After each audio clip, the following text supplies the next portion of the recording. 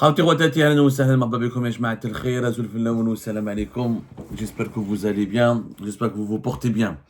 Voilà, nous sommes très spontanés et nous sommes nous-mêmes toujours pour essayer de vous aider à comprendre les dessous de l'actualité algérienne, des dessous très complexes et surtout des dessous qui dévoilent des injustices flagrantes et de plus en plus inacceptables et intolérables.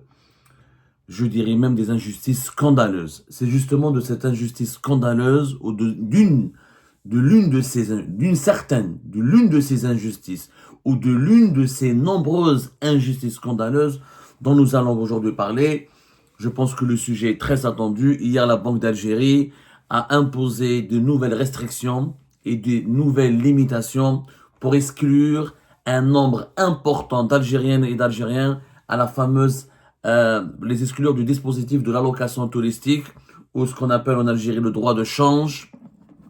La Banque d'Algérie, elle a établi une instruction qui va exclure des millions d'Algériennes et d'Algériens puisqu'il faut désormais avoir un compte bancaire dans la banque où les Algériennes et les Algériens veulent retirer ou bénéficier ou demander leur droit de change et les paiements en espèces pour récupérer les 750 € de cette allocation touristique sont aujourd'hui bannis. C'est ce que la Banque d'Algérie a décidé depuis hier, le 15 décembre 2025. Cette allocation touristique, et je pense, ne tardera pas à être supprimée par l'État algérien. Comme l'État algérien, il a du mal ou il ne veut pas se ridiculiser ni se discréditer en annonçant sa suppression, parce que clairement, l'Algérie n'a plus les moyens pour la financer. Elle pèse sur les finances publiques. Elle pèse énormément sur le budget du pays et de l'État. Les réserves de change sont en train de diminuer drastiquement. Les recettes en devises provenant des exportations du pays sont en train de diminuer significativement. Comme les autorités ne veulent pas dire la vérité amère sur leur échec, leur incapacité à redresser la situation économique du pays, eh ben on cherche à retirer un droit aux Algériens et aux Algériens en leur compliquant l'existence, en dressant des obstacles injustes et insurmontables. Alors, je m'explique. Haïdik, voici l'instruction qui a été adressée hier par la Banque d'Algérie aux banques algériennes. Elle est là, voici son texte. C'est un texte officiel. Qu'est-ce que nous apprend ce nouveau texte de la Banque d'Algérie? Il s'agit de l'instruction numéro 01 DGIG 2025 du 15 décembre 2025. En application, je vous lis textuellement ce qui a été écrit, ce qui a été dicté aux banques algériennes, ce qui a été demandé, ou les nouvelles obligations qui ont été demandées aux banques algériennes. Ensuite, on va faire un commentaire. En application de l'instruction numéro 05-25 du 17 juillet 2025, relative au droit de change pour voyage à l'étranger. La présente note a pour objet de préciser les modalités de mise en œuvre des conditions d'octroi du dit droit. Il est ainsi rappelé aux banques la nécessité d'observer rigoureusement les prescriptions de l'instruction numéro 05-25 de 2020, numéro 05-2025, notamment celle de son article 10, et d'appliquer systématiquement les dispositions législatives et réglementaires en vigueur à l'effet de s'assurer que les capacités financières du bénéficiaire effectif lui permettent de s'acquitter du montant afférent à l'opération pour son propre compte et au profit des personnes apparentées, tel que défini dans l'instruction numéro 5-2025. Ça, c'est le passage le plus dangereux, le plus scandaleux de cette nouvelle instruction de la Banque d'Algérie. Je suis sûr que la majorité des Algériennes et des Algériens n'ont pas relevé la profondeur ou la radicalité ou la nouveauté de cette nouvelle disposition qui est imposée par la Banque d'Algérie. Je vous relis plutôt. Il est ainsi rappelé aux banques la nécessité d'observer rigoureusement les prescriptions de l'instruction numéro 5-2025, notamment celle de son article 10, et de s'appuyer et de appliquer systématiquement les dispositions législatives et réglementaires en vigueur, à l'effet de s'assurer que les capacités financières que les capacités financières du bénéficiaire effectif lui permettent de s'acquitter du montant afférent à l'opération pour son propre compte et ou au profit des personnes apparentées telles que définies dans l'instruction numéro 05-25. S'assurer, écoutez bien, s'assurer que les capacités financières du bénéficiaire effectif lui permettent de s'acquitter du montant. C'est-à-dire que à partir de demain, depuis hier le 15 décembre 2025, les autorités algériennes ont demandé à travers la Banque d'Algérie aux banques algériennes de filtrer les demandeurs de droits de change ou les demandeurs d'allocation touristique. Il faut que le demandeur d'allocation touristique prouve qu'il a la capacité financière d'obtenir, en échange d'obtenir ces fameux 750 euros. Avoir la capacité financière. Officiellement, cela signifie quoi? Cela signifie, que les banques algériennes vont demander aux Algériennes et Algériens qui veulent retirer le droit de change ou bénéficier du droit de change ou bénéficier de l'allocation touristique, qu'ils démontrent qu'ils ont suffisamment d'argent ou qu'ils ont les capacités financières nécessaires pour s'acquitter des 750 euros. En clair, les banques en Algérie maintenant vont demander des fiches de paye, des justificatifs financiers, des explications sur la situation financière du demandeur. En réalité, en clair, encore une fois, ça veut dire quoi? Ça veut dire, pour être totalement transparent avec vous, les banques vont filtrer, ils vont privilégier les gens qui sont riches, les gens qui ont vraiment de l'argent, au détriment des personnes qui n'ont pas d'argent, qui ne sont pas riches. Par exemple, quand tu vas te présenter au niveau d'une banque, quand tu vas te présenter au niveau d'une banque algérienne, aujourd'hui, depuis aujourd'hui, à partir d'aujourd'hui, la banque algérienne va t'exiger, ok, tu veux obtenir l'allocation touristique de 750 euros. Atteindre les fiches de paye. Donne-nous les fiches de paye qui prouvent que tu es bien payé. Si par exemple, tu es payé moins de 30 000 dinars, ou moins de 40 000 dinars, les banques algériennes peuvent vous dire, désolé, vous n'avez pas les capacités financières.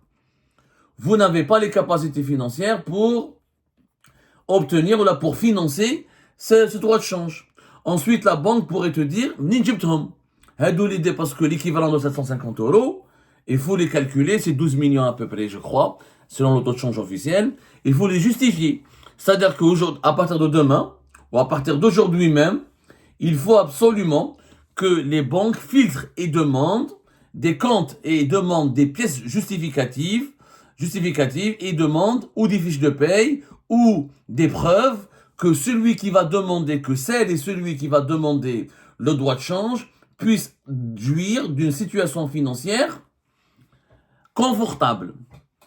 C'est-à-dire que si tu veux acheter 750 euros, tu dois démontrer que tu as déjà des revenus assez élevés et assez importants pour pouvoir justifier l'achat de ces 750 euros. Donc ce n'est plus un droit de change. Le droit de change, tel qu'il existait en Algérie auparavant, c'est que chaque Algérienne et Algérien a le droit de bénéficier de ce droit de change. L'État n'a pas à savoir est-ce que tu es pauvre, est-ce que tu es riche, est-ce que tu es salarié, est-ce que tu n'es pas salarié, est-ce que tu as un CDI, un contrat à durée indéterminée, ou est-ce que tu as un contrat à durée déterminée, un CDD, est-ce que tu as un salaire faible ou un salaire élevé. C'est une allocation, c'était un droit de change, on appelle le droit de change. Un Algérien, il a le droit par année, par an, à 750 euros pour l'adulte et 300 euros pour l'enfant. C'est ce que nous avait dit l'instruction le 17 juillet 2025, numéro 05-2025. Cette instruction, elle met toutes les Algériennes et les Algériens sur le même pied d'égalité. Tout le monde a le droit à 750 euros et à 3 pour les adultes et à 300 euros pour les enfants. Depuis hier, cette égalité, ou cette égalité entre les citoyennes et les citoyens a été rompue. Ce principe a été abandonné, puisque maintenant les banques, je répète, doivent s'assurer que les capacités financières du bénéficiaire effectif lui permettent de s'acquitter du montant afférent. C'est-à-dire que si tu n'as pas, si tu n'as pas un certain salaire, la banque, elle va te refuser les 750 euros parce que tu as un salaire faible. Et quand tu touches le banquier, pas vous, là, au niveau des banques algériennes, et on peut vous dire, depuis hier et à partir d'aujourd'hui, on peut vous dire, voilà, vous touchez 40 000 dinars par mois, désolé, vous n'avez pas suffisamment, vous n'avez pas une bonne situation financière pour retirer 750 euros. Comment tu vas financer le droit de change? Si tu n'es pas salarié, bah, imagine tu es chômeur. Donc tu ne peux pas, tu n'as plus le droit au droit de change. Si tu es chômeur, tu ne travailles pas, il y a des chômeurs en Algérie. Ils n'ont plus le droit, ils n'ont pas une bonne situation financière. Ils n'ont pas de capacité financière, des chômeurs. Les retraités, ils n'ont pas de travail, ils n'ont pas de boulot. Si leur retraite elle est faible, la majorité des retraites en Algérie elle est faible. Donc ils n'auront pas le droit au droit de change. Donc le droit de change a été supprimé pour une grande partie des Algériennes et des Algériens.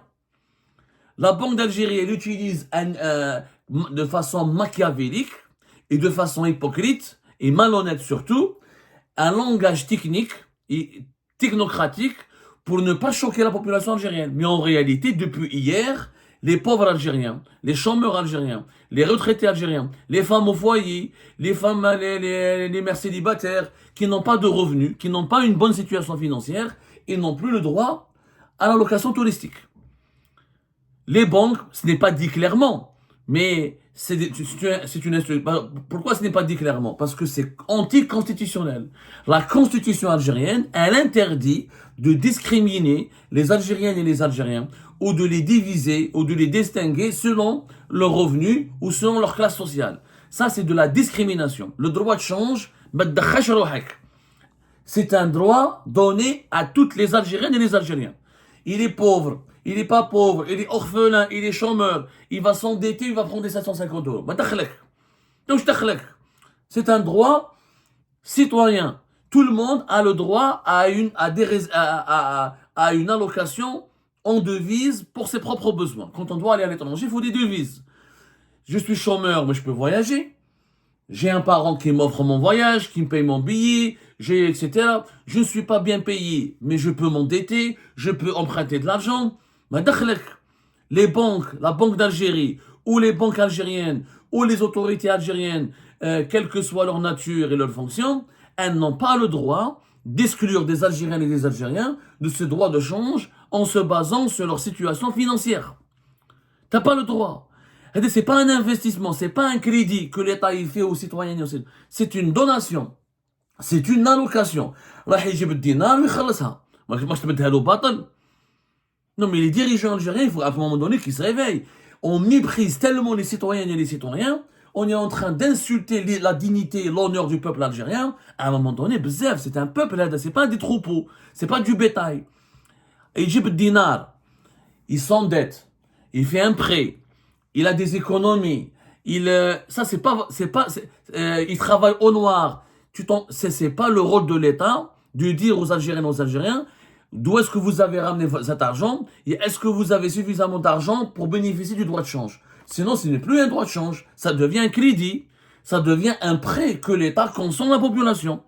Ce n'est plus un droit de change. Donc le droit de change, il a été supprimé, clairement. Je rappelle qu'il y a dans la Constitution algérienne, je vais vous donner des articles de loi, par exemple l'article 34 de la Constitution algérienne qui stipule que l'État garantit l'égalité entre toutes les citoyennes et tous les citoyens devant la loi, sans aucune discrimination fondée sur la naissance, la race, le sexe, l'opinion ou toute autre condition ou circonstance personnelle ou sociale.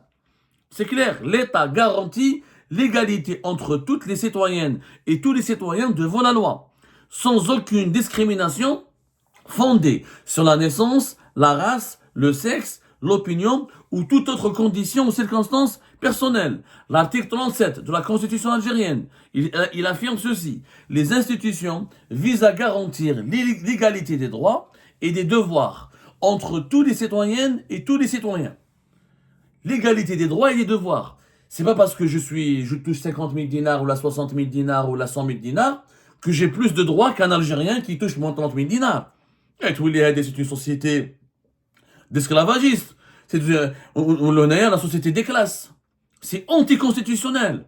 Moi, je demande aux avocats algériens et je demande à toutes les Algériennes et Algériens d'aller déposer plainte dans tous les tribunaux administratifs de leur pays et de saisir la Cour constitutionnelle.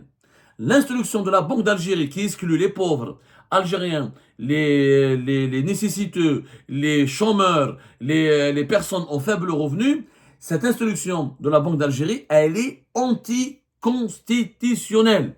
Elle est illégale. Illégale.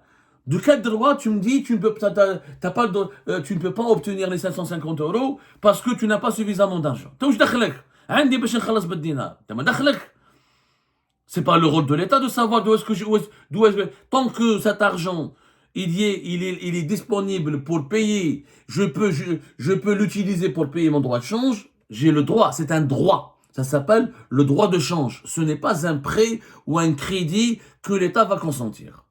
Donc, encore une fois, hier, la Banque d'Algérie, elle a imposé aux banques algériennes de filtrer clairement les différents, de filtrer, de distinguer et de séparer les plus riches des plus pauvres, les plus aisés des plus nécessiteux, quand les Algériens et les Algériens vont demander la location touristique. Je répète que les banques algériennes doivent maintenant, depuis hier le 15 décembre 2025, s'assurer que les capacités financières du bénéficiaire effectif lui permettent de s'acquitter du montant afférent. Qui fait ses capacités financières? Ça veut dire qu'il faut avoir des fiches de paye, il faut avoir un compte bancaire, il faut avoir un compte à travail. Donc la banque, elle peut vous demander tout ça. Quand vous allez vouloir demander les 750 euros pour partir à l'étranger, non. Donnez-moi vos fiches de paye, vos bulletins de paye, donnez-moi votre solde de tout compte de votre compte bancaire, ramenez-moi comment on appelle ça, qu'est-ce que vous avez, combien vous un avis de débit bancaire comme ça pour savoir combien d'argent il vous reste dans le compte bancaire. C'est scandaleux, c'est illégal. Encore une fois, c'est illégal. C'est tout simplement illégal. Parce que c'est la discrimination. C'est un droit de change. Ce n'est pas un prêt ni un crédit de la Majid el-Fikmziya. L'allocation touristique, c'est une obligation de l'État. L'État est obligé de fournir des devises à ses ressortissants qui voyagent à l'étranger. C'est une obligation. Ce n'est pas un service que l'État algérien rend. Les dirigeants algériens sont amis de l'ofin al-khair. Ma nakh dir fi al-khair, khoya, monsieur Tebboune. Ma nakh dir fi al-khair. C'est pas un héritage personnel. Vous avez l'obligation de fournir des devises à la population. Le plus grave, une deuxième discrimination. Que dit la même note de la Banque d'Algérie d'hier le 15 décembre 2025? Dans ce cadre, l'octroi de ce droit de change est désormais subordonné à la détention par le demandeur d'un compte bancaire ouvert auprès de la banque domiciliaire. Les banques doivent à ce titre mettre en œuvre l'ensemble des mesures de vigilance prévues par les textes en vigueur, notamment celles relatives à la connaissance du client, à la vérification de l'identité, à l'évaluation de la cohérence des opérations avec le profit du titulaire. Le règlement de la contre-valeur en dinars du montant en devise doit être effectué exclusivement par des moyens scripturaux, c'est-à-dire carte PES, carte CIB, chèque bancaire ou tout autre instrument scriptural autorisé. Les paiements en espèces ne sont plus admis. Les Algériennes et Algériens, non seulement ils n'ont plus le droit de payer en espèces, de donner de l'argent en espèces pour récupérer les 750 euros d'allocation touristique, mais ils doivent avoir un compte bancaire domicilié auprès de la banque, dans laquelle ils vont demander le droit de change. Et la banque, elle doit vérifier l'identité, ça c'est normal. Vérifier, parce que quand on dit l'identité, mais chérie, l'identité, vérifier la connaissance du client. C'est-à-dire que si la banque vous refuse d'ouvrir un compte bancaire, vous n'avez pas le droit au droit de change. C'est une autre discrimination qui est normalement interdite par la Constitution algérienne. Pourquoi? 44% uniquement des Algériens et des Algériens ont un compte bancaire. Le taux d'inclusion financière est uniquement de 44% en Algérie. C'est-à-dire que 66% des Algériens et des Algériens n'ont pas de compte bancaire. Est-ce que c'est de leur faute? C'est pas de leur faute. Si nous avons un système bancaire sous-développé, si nous n'avons pas beaucoup de banques, si nous avons très peu d'agences bancaires, si nous avons un problème dans la gestion de nos comptes, si nous avons un très faible taux de bancarisation, c'est pas de la faute des Algériens et des Algériens. C'est pas eux qui sont au pouvoir. C'est pas eux qui dirigent le ministère de l'économie, le ministère des finances, le ministère de l'industrie. C'est pas eux qui sont à la présidence. C'est pas eux qui sont au poste de premier ministre.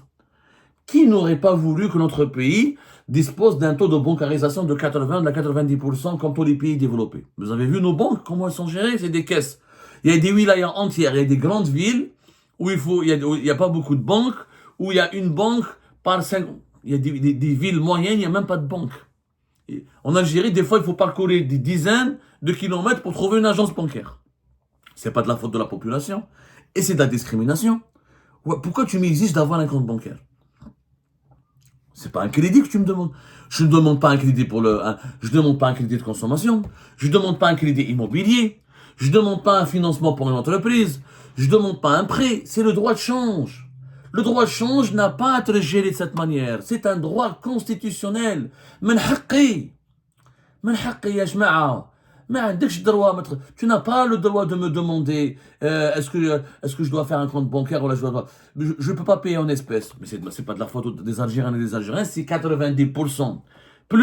Entre 95% des transactions financières en Algérie se font en espèces. Le développement, le paiement en ligne, le paiement par carte bancaire, le paiement par les terminaux électroniques, etc. en Algérie est très faible, même pas 5%. Pourquoi? Parce que l'économie n'est pas numérisée, parce que l'usage des nouvelles technologies est encore faible, mais vous n'avez pas le droit d'exclure les Algériennes et les Algériens qui n'ont que des espèces. C'est de la discrimination. Quand vous allez développer des banques partout, quand vous allez équiper quand tous les commerces du pays auront des terminaux de paiement électronique, quand vous allez numériser l'économie, ce jour-là, je peux le comprendre. Mais nous sommes dans une économie de souk, de marché et de dlalet et je sais pas comment parler, de zniqat, etc. Et vous demandez aux Algériens et aux Algériens de ne pas payer en espèces. C'est pas sérieux. C'est pas sérieux.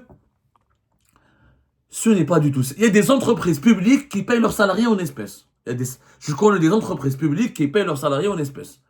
Pour ne pas avoir des retards au niveau du paiement du mois, etc. Parce que voilà, au niveau de la poste, au niveau des banques algériennes, c'est problématique. Des fois, à la fin du mois, il faut faire la queue à la veille de l'Eid, à la veille de Ramadan, etc. C'est pas de leur faute, les Algériens. Ça fait des années qu'on vous dit transformer la poste en banque postale. Comme ça, vous allez renforcer l'Algérie Poste et vous allez en faire une banque qui permettra d'utiliser tous ces bureaux de poste en un réseau bancaire et l'intégrer au réseau bancaire. Vous ne voulez pas. Vous ne voulez pas. Ça fait des années qu'on parle de cela. Vous ne voulez pas. On vous a demandé d'autoriser des banques privées algériennes. Vous ne voulez pas. On vous a demandé de lancer rapidement les banques en ligne en Algérie. Vous ne voulez pas. Vous faites toujours des lois restrictives qui bloquent, qui empêchent les investisseurs nationaux et étrangers d'investir dans le secteur financier. C'est pas le problème des Algériens et des Algériens. Et je rappelle qu'auparavant, depuis le 17 juillet 2025, il n'y avait pas ces obligations. Auparavant, qu'est-ce qu'il fallait faire? Il fallait tout simplement avoir un passeport en cours de validité, fournir la première page du passeport, titre de voyage, c'est-à-dire le billet d'avion, etc., qui est supérieur à 7 jours, parce que tu n'as pas le droit de prendre le droit de change à moins de 7 jours. Ça, c'est discutable, mais c'est pas grave. Pour les voyageurs, pour les voyages terrestres, une quittance fiscale de voyage terrestre d'une durée de 7 jours et le justificatif de paiement de la taxe carburant. La copie du visa en cours de validité en cas de besoin, c'est-à-dire si on voyage dans un pays où les Algériens sont soumis à l'obtention du visa. Une fiche familiale justifiant le lien de parenté pour tout national résident qui effectue les formalités du bénéfice de son conjoint ou pour ses enfants, ou là pour sa femme, ou là pour son époux, ou là pour son conjoint. Il faut des fiches familiales et verser l'équivalent en dinars du montant de droit de change demandé. Mais le verser en espèces, le verser comme on veut, une quittance justifiant l'acquittement de la contre-valeur en dinars, et par la suite délivrée aux bénéficiaires. C'est tout. Et pour récupérer les 750 €, c'est très simple, il faut aller vers les guichets de la Banque d'Algérie qui sont mis en place au niveau des points de sortie du territoire national.